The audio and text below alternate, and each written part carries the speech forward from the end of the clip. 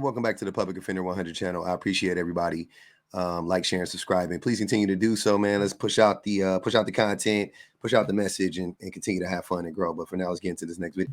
Andrew Schulz is one of my least favorite comedians. I ain't gonna even hold y'all.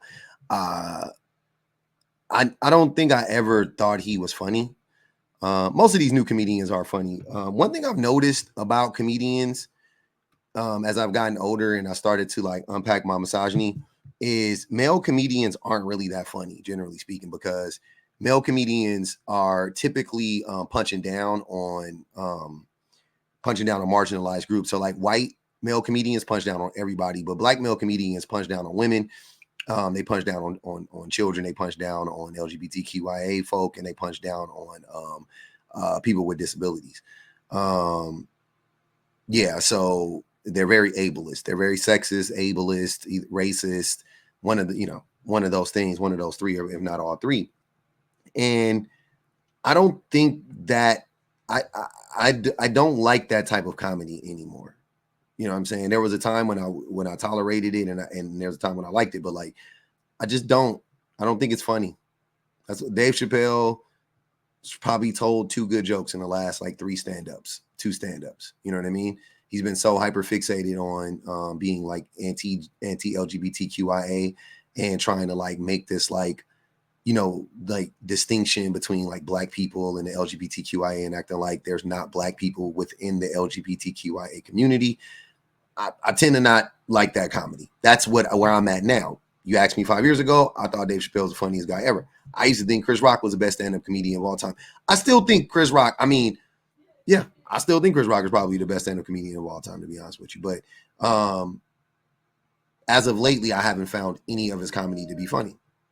With that being said, Andrew Schulz, sounding similar nowadays. Anyways, Andrew Schulz goes on to the Shits and Gigs show with the 2 black brothers. They're funny. I like their clips. They're funny to me most of the time. And what happened here was just like, what just happened? So very interesting. Very interesting. The black girlfriend effect. This is you meant to know about this? What is the black girlfriend effect? This you meant to know about this? Glow up the other culture. Yeah, so you'll see a guy who's had a black girlfriend. All of a sudden, he's got buzz cut, like clean shape up. Glows up, bro. Yeah, I like that. Hold on. I want to be clear. I understand a little something about comedy. I understand a little bit about setting up a joke, right? Andrew Schulz knows exactly what the black girl effect is. He knows exactly what the black wife effect is. He knows exactly what it is. He's seen it 1,000 times, right? But he wants to get his joke off. So he sets it up, it's a good setup so far. He's like, oh, what is it? Tell me what it is. And he's acting like in real time, he's reacting to it. But the whole time, he's already had this joke. Right? So I just want to establish that right off the rip. This wasn't that funny, but he's not this witty, right? But anyways. What is the black girlfriend effect? This you meant to know about this? Glow up the other culture. Yeah, so you'll see a guy who's had a black girlfriend. All of a sudden, he's got buzz cut, like clean shape up. Glows up, bro. I like that. They shave their hair because they start losing it. Because they're so stressed being around this black girl complaining about shit all the fucking time. That's why they gotta shave their hair. Nah, bro. White guys with black girlfriends, they grow a beard because there's more cushion when they get slapped the fuck out of. That's hilarious. I think. So black women are abusive and argumentative, combative, even. The black girlfriend effect. That's hilarious. I think the black girlfriend effect. It might be a protective instinct, bro. You think? Protective. Yeah. Do you guys have you ever had black girlfriends? Yeah. Have you ever had white girls? Yeah. Oh wow. Okay. What's your favorite?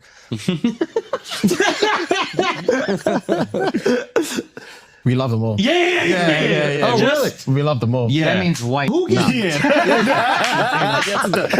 That means white. Hey, let me do the U.S. translation. Kendrick fans, got him. We love them all. That's royal English for. Wow. That was brutal. I can't believe they let this white man come up in there and say this to their face. This is amazing to me. I'm not and it's because it's them. It's not because it's two black men laughing at this, because black men do this. Men don't do this about women in general, but black men will do this about black women. Look, man, I just got done talking about this.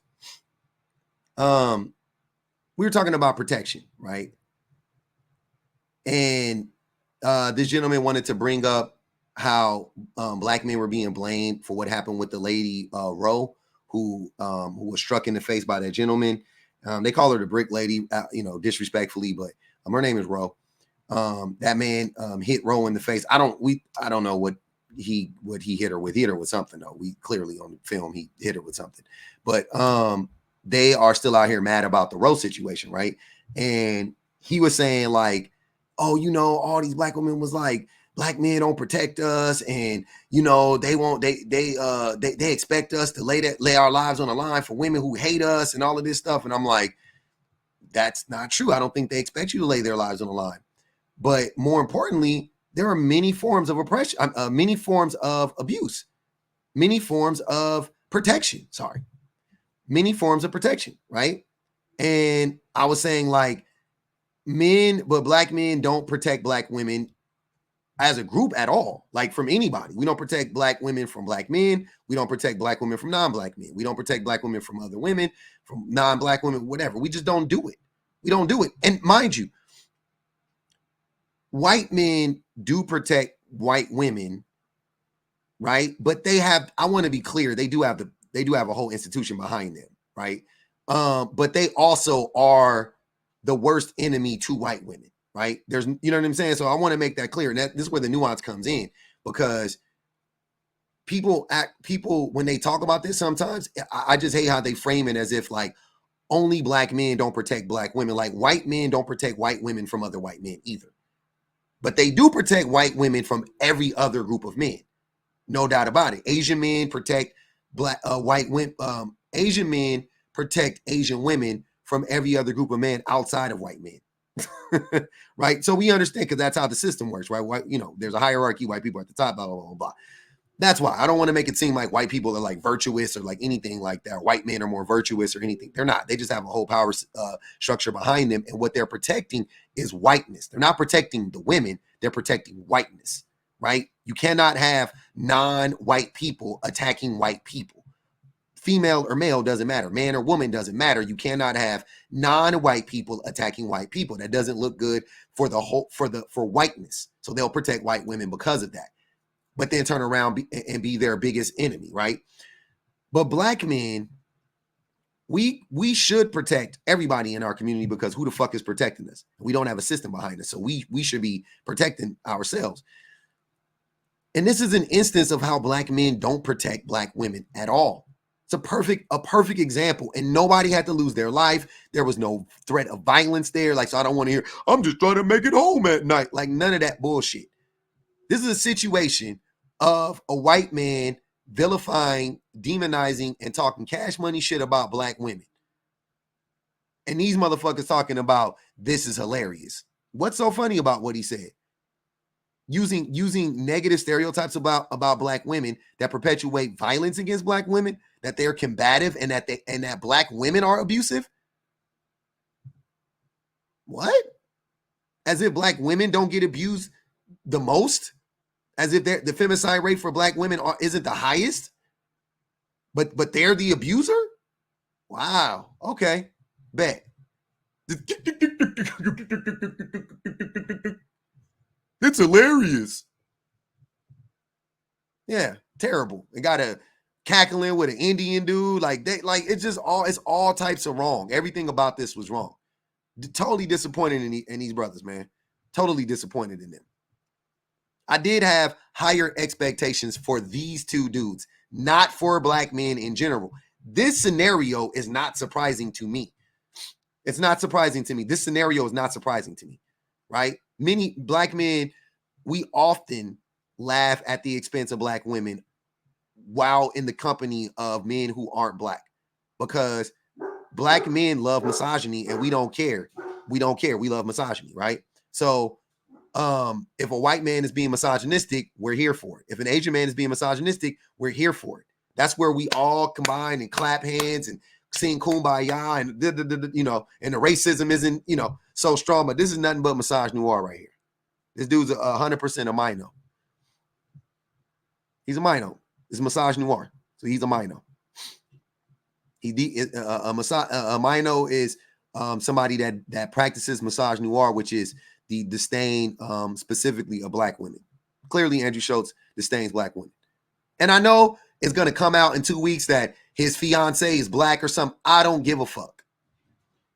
All his best friends are black. I don't give a fuck. Don't care if he kicks it with Charlemagne. I don't give a fuck. I think even maybe Charlemagne might have said something. Because I've seen Charlemagne say some shit sometimes randomly. And I'll be like, oh, that's interesting. But these two dudes, they dropped the ball completely. I don't respect or appreciate this shit one bit. This is crazy. Y'all don't even you guys don't understand how delicate the situation is for black people, but specifically for black women. Him talking about black women are combative and violent. Crazy. You guys don't even understand, man. This is disgusting.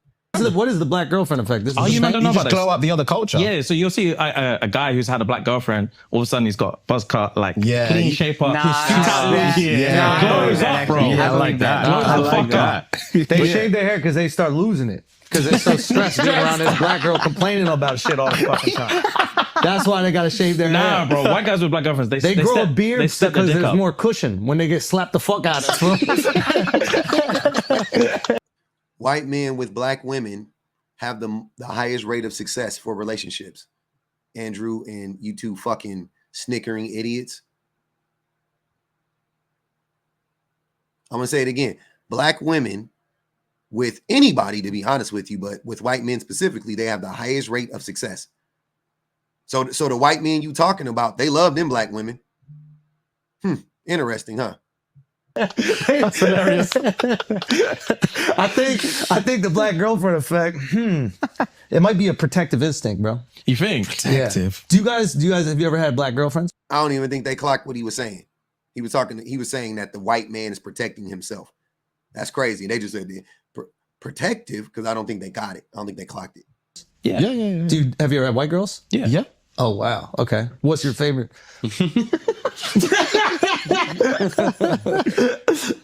We love them all. Yeah. Oh really? We love them all. Yeah. That means white. Who gets That means white. Why would that mean white? They wanted it to be white so bad. He said we love them all. that means what? Hey, let me get the U.S. translation. Kendrick fans? Get him! We love This feels very much like when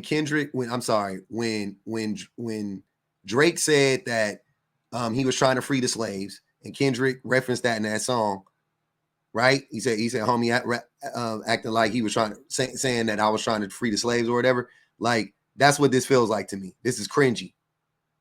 Yeah. So I ain't telling black people what to do. Me personally, I never supported Andrew Schulz, but I'm done. I'm off these two dudes, shits and gigs. They're done. You know what I'm saying? I'm good. I'm not consuming any more of their content. This was wild. Andrew Schulz, you a fucking suck ass nigga. I'm sorry. You a suck ass punk. You a chump. This some chump shit. Yeah, I don't respect this at all. So this is interesting though. Sad.